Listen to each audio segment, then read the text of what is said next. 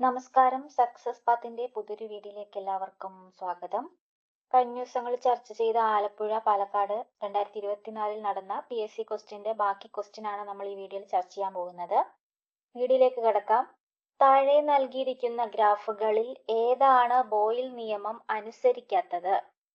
തന്നിരിക്കുന്നതിൽ option D ആണ് boil നിയമം അനുസരിക്കാത്ത മാപ്പ്. നമുക്ക് ബോയിൽ നിയമം എന്താണെന്ന് നോക്കാം. വാതകങ്ങളുടെ വ്യാപ്തവും മർദ്ദവും തമ്മിലുള്ള ബന്ധത്തെ സൂചിപ്പിക്കുന്ന നിയമമാണ് ബോയിൽ നിയമം. വാതകങ്ങളുടെ വ്യാപ്തവും മർദ്ദവും തമ്മിലുള്ള ബന്ധത്തെ സൂചിപ്പിക്കുന്ന നിയമമാണ് ബോയിൽ നിയമം. ഗ്രാഫ് ശ്രദ്ധിച്ചാൽ അറിയാം, ഇവിടെ PV എന്ന് കൊടുത്തിരിക്കുന്നത് V വോളിയം ആണ് അഥവാ വ്യാപ്തം. P എന്നത് പ്രഷർ ആണ്, മർദ്ദം. ഈ ഒരു നിയമം ആവിഷ്കരിച്ചത് റോബർട്ട് ബോയിൽ ആണ്. ബോയിൽ നിയമം ആരാണ് ആവിഷ്കരിച്ചത്? Robert Boyle. അടുത്ത ക്വസ്റ്റ്യൻ നോക്കാം. താഴെ നൽകിയിരിക്കുന്നതിൽ SK പൊറ്റക്കാടിന്റെ രചനകൾ മാത്രം ഉൾപ്പെട്ടത് ഏത്? SK പൊറ്റക്കാടിന്റെ രചനകൾ മാത്രം ഓപ്ഷൻ A ആണ്. വിഷകന്യക, ചന്ദ്രകാന്തം, ബാലി ദ്വീപ്, എന്റെ വഴിയമ്പലങ്ങൾ. ഏതൊക്കെയാണ് SK പൊറ്റക്കാടിന്റെ രചനകൾ? വിഷകന്യക, ചന്ദ്രകാന്തം, ബാലി ദ്വീപ്, എന്റെ വഴിയമ്പലങ്ങൾ. നമ്മൾ പ്രസിദ്ധ നോവലിസ്റ്റുകളെയും അവരുടെ കൃതികളെയും സംബന്ധിച്ചുള്ള ഷോർട്സ് വീഡിയോ ചെയ്തിട്ടുണ്ട്. അതിന്റെ ലിങ്ക് ഞാൻ കൊടുത്തിരിക്കാം, അതൊന്ന് എല്ലാവരും ചെക്ക് ചെയ്തോളൂ. അടുത്ത ക്വസ്റ്റ്യൻ നോക്കാം. ഋഷ്യശൃംഗനും അലക്സാണ്ടറും എന്ന നാടകം രചിച്ചത് ആരാണ്? ഋഷ്യശൃംഗനും അലക്സാണ്ടറും. വൈലോപ്പിള്ളി ശ്രീധരമേനോൻ. വൈലോപ്പിള്ളി ശ്രീധരമേനോനാണ് ഋഷ്യശൃംഗനും അലക്സാണ്ടറും എന്ന നാടകം രചിച്ചത്. നമുക്ക് വൈലോപ്പിള്ളി ശ്രീധരമേനോനെ കുറിച്ച് PSC യിൽ ചോദിക്കാവുന്ന കുറച്ച് ക്വസ്റ്റ്യൻസ് നോക്കാം. അദ്ദേഹത്തിന്റെ ജനനം 1911 മെയ് 11-നാണ്. വൈലോപ്പിള്ളി ശ്രീധരമേനോന്റെ ജനനം എന്നാണ് 1911 മെയ് 11. എറണാകുളം ജില്ലയിലെ കലൂരിലാണ് അദ്ദേഹത്തിന്റെ ജനനം. എറണാകുളം ജില്ലയിലെ കലൂരിലാണ് ജനനം.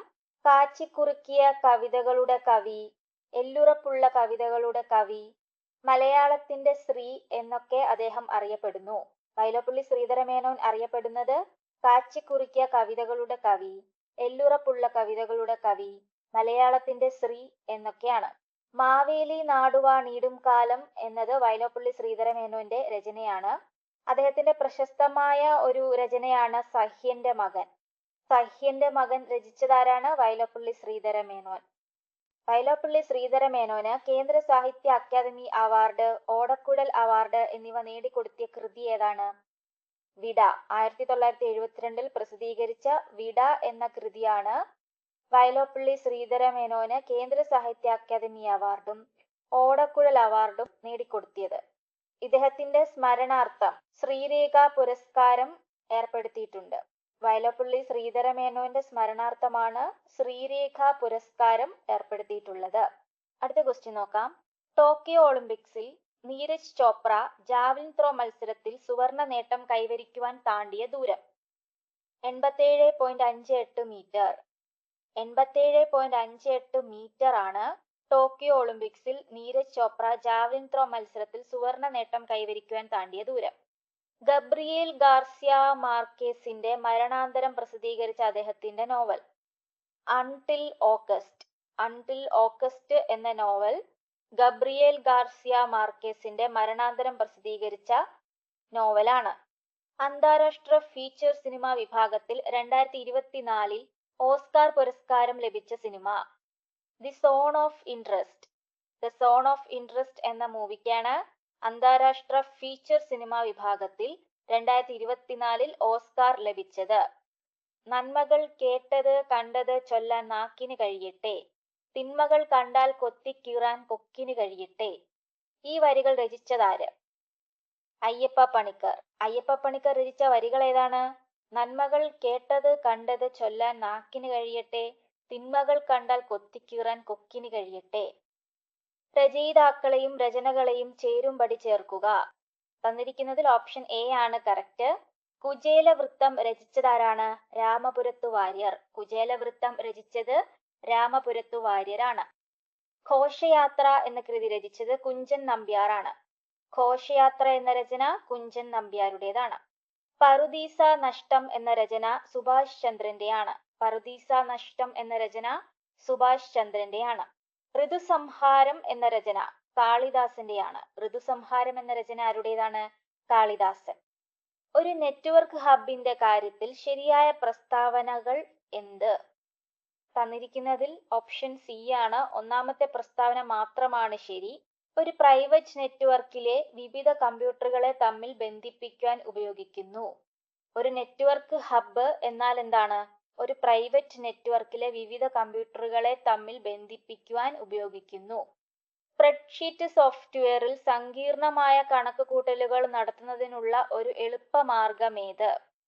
ഫങ്ഷൻസ്. എന്താണ് ഫങ്ഷൻസ്? സ്പ്രെഡ്ഷീറ്റ് സോഫ്റ്റ്വെയറിൽ സങ്കീർണമായ കണക്കുകൂട്ടലുകൾ നടത്തുന്നതിനുള്ള ഒരു എളുപ്പമാർഗമാണ് ഫങ്ഷൻസ്. ഒരു വയർലെസ് റൂട്ടറിന്റെ പരിധി വിപുലീകരിക്കാൻ താഴെ പറയുന്ന ഏത് ഉപകരണമാണ് സഹായിക്കുക? Wireless repeater. വയർലെസ് റിപ്പീറ്റർ എന്തിനു വേണ്ടിയാണ് ഉപയോഗിക്കുന്നത്? ഒരു വയർലെസ് റൂട്ടറിന്റെ പരിധി വിപുലീകരിക്കുവാൻ. ഒരു പോയിന്റിംഗ് ഇൻപുട്ട് ഡിവൈസിന് ഉദാഹരണം നൽകുക. തന്നിരിക്കുന്നതിൽ മൗസ് ആണ് പോയിന്റിംഗ് ഇൻപുട്ട് ഡിവൈസ്. പോയിന്റിംഗ് എന്ന് ഉദ്ദേശിച്ചത് എന്താണ്? മൗസ് നമ്മൾ സെലക്ട് ചെയ്യാനാണ്, ഓരോ കാര്യങ്ങൾ സെലക്ട് ചെയ്യാനാണ് മൗസ് യൂസ് ചെയ്യുന്നത്. കമ്പ്യൂട്ടറിലേക്ക് നമുക്ക് വേണ്ട നിർദ്ദേശങ്ങൾ നൽകുവാൻ നമ്മളെ സഹായിക്കുന്ന ഉപകരണങ്ങളാണ് ഇൻപുട്ട് ഡിവൈസസ്. ഏതൊക്കെയാണ് input devices? Keyboard, scanner, mouse, barcode reader, light pen, microphone, OMR, MICR, track ball, joystick, ഇതെല്ലാം ഇൻപുട്ട് ഡിവൈസിന് ഉദാഹരണങ്ങളാണ്. നമുക്ക് ഔട്ട്പുട്ട് ഡിവൈസും കൂടി നോക്കാം. അതായത് നമ്മൾ അങ്ങോട്ടൊരു നിർദ്ദേശം കൊടുത്തു, അപ്പൊ കമ്പ്യൂട്ടർ തിരിച്ച് നമുക്ക് അതിന്റെ റിസൾട്ട് തരുമല്ലോ. ആ റിസൾട്ട് നമ്മളിലേക്ക് എത്താൻ സഹായിക്കുന്ന ഉപകരണങ്ങളാണ് ഔട്ട്പുട്ട് ഡിവൈസസ്. ഔട്ട്പുട്ട് ഡിവൈസസ് ഏതൊക്കെയാണ്? Monitor, printer, speaker, headphones, projector തുടങ്ങിയവയെല്ലാം പ്രധാന ഔട്ട്പുട്ട് ഡിവൈസസുകളാണ്. ഇന്ത്യയിൽ ഏറ്റവും കൂടുതൽ ഉപയോഗിക്കുന്ന വെബ് ബ്രൗസർ ഏതാണ്? ഗൂഗിൾ ക്രോം ആണ്. ഇന്ത്യയിൽ ഏറ്റവും കൂടുതൽ ഉപയോഗിക്കുന്ന വെബ് ബ്രൗസർ ഗൂഗിൾ ക്രോം ആണ്. പോക്സോ നിയമത്തിലെ ഏതു വകുപ്പാണ് കുട്ടിയെ അശ്ലീല ആവശ്യങ്ങൾക്ക് ഉപയോഗിക്കുന്നതിനുള്ള ശിക്ഷയെക്കുറിച്ച് പ്രതിപാദിക്കുന്നത്? വിഭാഗം 14, 14ാമത്തെ വിഭാഗം.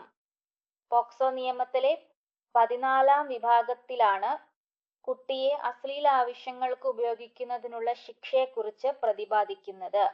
പോക്സോ നിയമവുമായി ബന്ധപ്പെട്ട PSCയിൽ ചോദിക്കാൻ സാധ്യതയുള്ള കുറച്ച് കാര്യങ്ങളും കൂടി നോക്കാം. പോക്സോ എന്നതിന്റെ പൂർണ്ണരൂപം POCSO, POCSO, protection of children from sexual offences. POCSO എന്നതിന്റെ പൂർണ്ണരൂപം എന്താണ്? Protection of children from sexual offences. ഈ നിയമം എന്നാണ് നിലവിൽ വന്നത്? 2012 നവംബർ 14. 2012 നവംബർ 14 ഈ നിയമം നിലവിൽ വന്നത്. നവംബർ 14 ശിശുദിനമാണ്. അതുമായിട്ടൊന്ന് കണക്ട് ചെയ്ത് കഴിഞ്ഞാൽ നമുക്ക് ഡേറ്റ് ഓർത്തിരിക്കാൻ എളുപ്പമാണ്. പോക്സോ നിയമങ്ങൾ കൈകാര്യം ചെയ്യുന്നത് വനിതാ ശിശുവികസന മന്ത്രാലയമാണ്. പോക്സോ നിയമങ്ങൾ കൈകാര്യം ചെയ്യുന്നത് വനിതാ ശിശുവികസന മന്ത്രാലയം. പോക്സോ നിയമപ്രകാരം ചൈൽഡ് എന്നാൽ 18 വയസ്സിന് താഴെയുള്ള ആൺ പെൺ കുട്ടികളാണ്. പോക്സോ നിയമപ്രകാരം ചൈൽഡ് എന്നാൽ എന്താണ്? 18 വയസ്സിന് താഴെയുള്ള ആൺ പെൺ കുട്ടികളാണ്. പോക്സോ നിയമപ്രകാരം കുറ്റവിചാരണ 1 വർഷത്തിനുള്ളിൽ പൂർത്തിയാക്കണം. രഹസ്യ സ്വഭാവമുള്ള കുറ്റവിചാരണയായിരിക്കണം നടത്തപ്പെടേണ്ടത്. പോക്സോ നിയമപ്രകാരം കുറ്റവിചാരണ 1 വർഷത്തിനുള്ളിൽ പൂർത്തിയാക്കണം. രഹസ്യ സ്വഭാവമുള്ള കുറ്റവിചാരണയായിരിക്കണം നടത്തേണ്ടത്. അടുത്ത ക്വസ്റ്റ്യൻ നോക്കാം. ഉപഭോക്തൃ സംരക്ഷണ നിയമം 2019 പ്രകാരം സ്ഥാപിതമായ സെൻട്രൽ കൺസ്യൂമർ പ്രൊട്ടക്ഷൻ അതോറിറ്റി CCPAയുടെ പ്രാഥമിക പ്രവർത്തനം എന്താണ്? CCPAയുടെ പ്രാഥമിക പ്രവർത്തനം ഉപഭോക്താക്കളുടെ അവകാശങ്ങൾ സംരക്ഷിക്കുന്നതും നടപ്പാക്കുന്നതുമാണ് CCPAയുടെ പ്രാഥമിക പ്രവർത്തനം.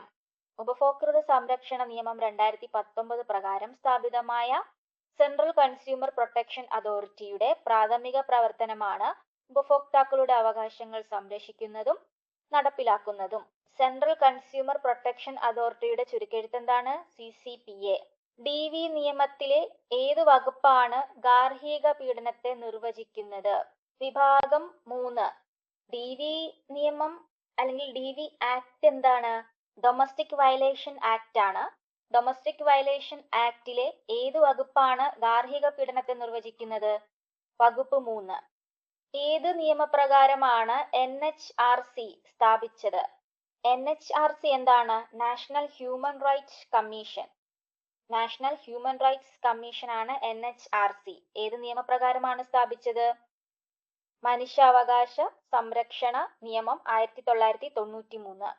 1993 പാസാക്കിയ മനുഷ്യാവകാശ സംരക്ഷണ നിയമപ്രകാരമാണ് NHRC, national human rights commission സ്ഥാപിച്ചത്. മനുഷ്യാവകാശ സംരക്ഷണ നിയമവുമായി ബന്ധപ്പെട്ട PSCയിൽ ചോദിക്കാവുന്ന കുറച്ച് ക്വസ്റ്റ്യൻസും കൂടി നമുക്ക് നോക്കാം. ഇന്ത്യയിൽ മനുഷ്യാവകാശ സംരക്ഷണ നിയമം നിലവിൽ വന്ന വർഷം 1993. 1993 സെപ്റ്റംബർ 28-നാണ് ദേശീയ മനുഷ്യാവകാശ നിയമം ആവിഷ്കരിച്ചത്. 1993 ഒക്ടോബർ 12-ന് ദേശീയ മനുഷ്യാവകാശ കമ്മീഷൻ നിലവിൽ വന്നു.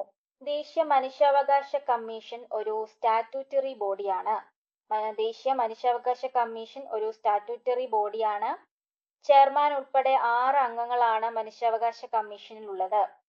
ചെയർമാൻ ഉൾപ്പെടെ 6 അംഗങ്ങളാണ് മനുഷ്യാവകാശ കമ്മീഷനിലുള്ളത്. ഇതിൽ ഒരംഗം സ്ത്രീ ആയിരിക്കണം എന്നാണ്.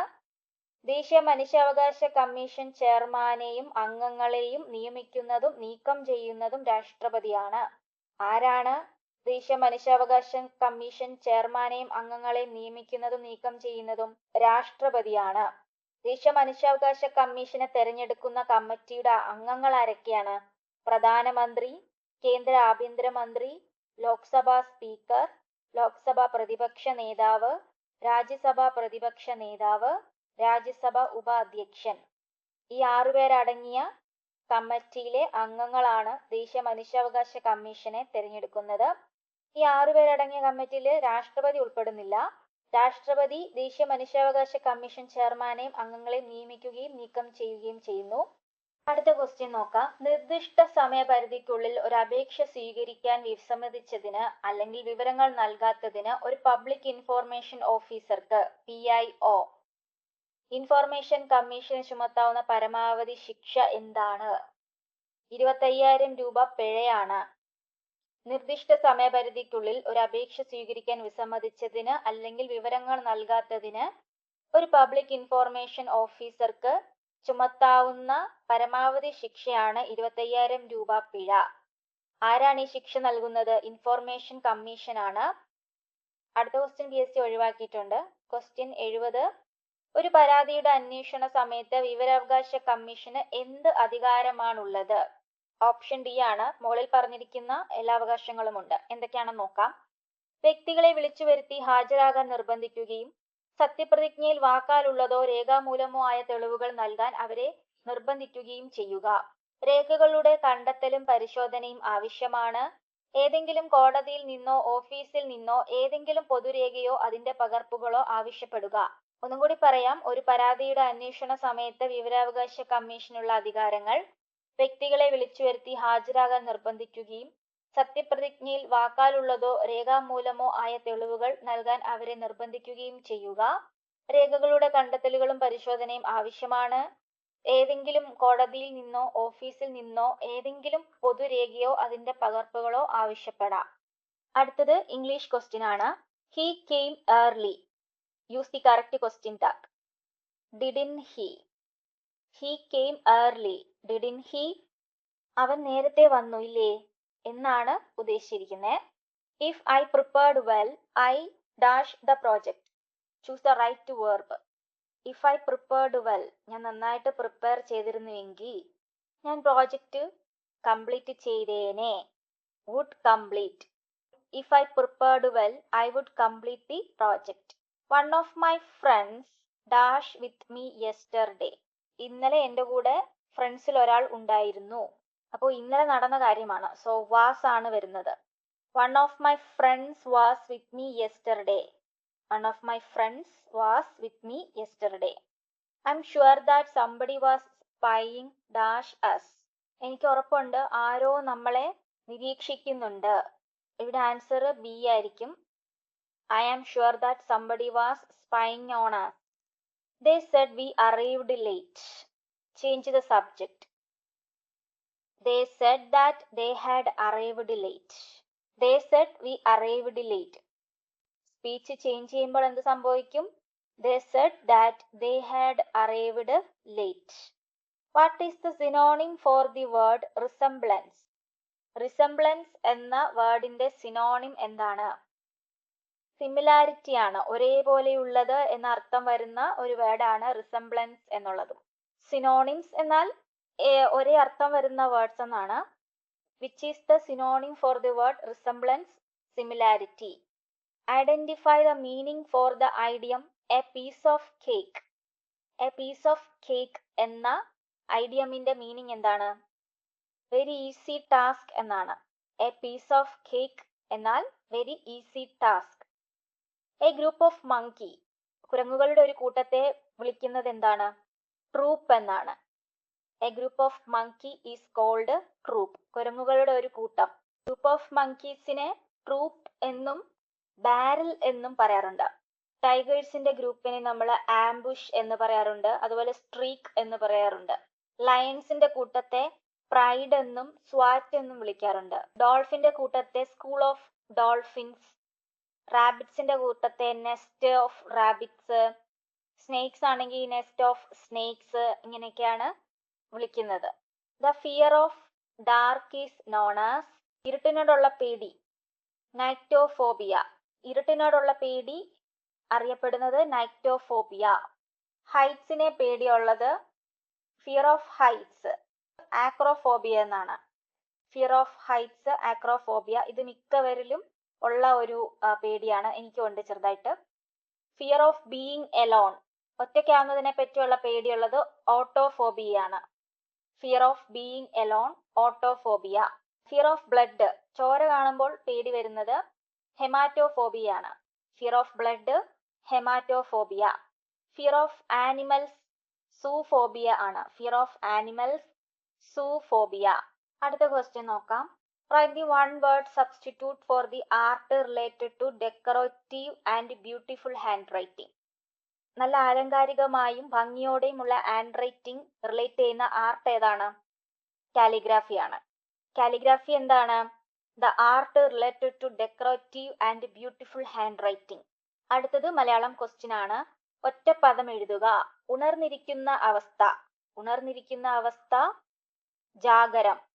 ഉണർന്നിരിക്കുന്ന അവസ്ഥ ജാഗരം. തിരുവടി എന്ന പദം പിരിച്ചെഴുതിയാൽ തിരു പ്ലസ് അടി, തിരുവടി. തിരുവടി എന്ന പദം പിരിച്ചെഴുതിയാൽ തിരു പ്ലസ് അടി. കുതികാൽ വെട്ടുക എന്ന പ്രയോഗം കൊണ്ട് ഉദ്ദേശിക്കുന്നത് ഒന്നും രണ്ടും ശരിയാണ്. വഞ്ചിക്കുക, ഉയർച്ച തടയുക എന്നൊക്കെയുള്ള അർത്ഥമാണ് കുതികാൽ വെട്ടുക എന്ന പ്രയോഗം കൊണ്ട് ഉദ്ദേശിക്കുന്നത്. പൂജക ബഹുവചനങ്ങൾക്ക് ഉദാഹരണമായ പദം താഴെ പറയുന്നവയിൽ ഏതാണ്? വൈദ്യർ. പൂജക ബഹുവചനങ്ങൾക്ക് ഉദാഹരണമായ പദം വൈദ്യർ. താഴെ കൊടുത്തവയിൽ തെറ്റായ പദം ഏത്? ആദരാഞ്ജലി. ആദരാഞ്ജലി എന്ന് എഴുതിയിരിക്കുന്ന സ്പെല്ലിങ് തെറ്റാണ്. കറക്റ്റ് ആയിട്ടുള്ളത് ഇങ്ങനെയാണ്. പ്രാചീനം എന്ന പദത്തിന്റെ വിപരീത പദം എഴുതുക. അർവാചീനം. പ്രാചീനം എന്ന പദത്തിന്റെ വിപരീത പദം അർവാചീനം. മഞ്ഞ് എന്ന അർത്ഥം വരാത്ത പദം തന്നിരിക്കുന്നതിൽ നിധനം ആണ്. നിധനം എന്ന പദം മഞ്ഞ് എന്ന അർത്ഥം വരുന്നില്ല. നീഹാരം, തുഷാരം, തുഹിനം ഇതെല്ലാം മഞ്ഞിന്റെ പര്യായ പദങ്ങളാണ്. മഞ്ഞിന്റെ പര്യായ പദങ്ങളാണ് നീഹാരം, തുഷാരം, തുഹിനം. വിഗ്രഹാർത്ഥം എഴുതുക. പാദപങ്കജം. പാദമാകുന്ന പങ്കജം. പാദപങ്കജം എന്താണ്? പാദമാകുന്ന പങ്കജം. Slow and steady wins the race എന്ന ആശയം ലഭിക്കുന്ന ചൊല്ല് താഴെ പറയുന്നവയിൽ നിന്നും എഴുതുക. മെല്ലെ തിന്നാൽ മുള്ളും തിന്നാം.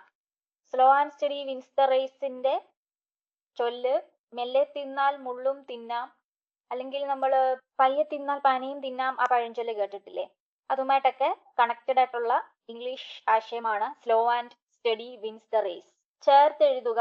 കടൽ പ്ലസ് പുറം, കടപ്പുറം. കടൽ പ്ലസ് പുറം, കടപ്പുറം. നമ്മൾ ഏകദേശം 40 ക്വസ്റ്റ്യൻസും അതിൽ ചിലതിൻ്റെയൊക്കെ ഡീറ്റെയിൽസും നോക്കിയിട്ടുണ്ട്. വീഡിയോ ഇഷ്ടപ്പെട്ടിട്ടുണ്ടെങ്കിൽ ലൈക്ക് ചെയ്യണം, നിങ്ങളുടെ കൂട്ടുകാർ കൂടി ഷെയർ ചെയ്ത് കൊടുക്കണം. അടുത്ത വീഡിയോയുമായിട്ട് അടുത്ത ദിവസങ്ങളിൽ വരാം. അതുവരേക്കും ബൈ.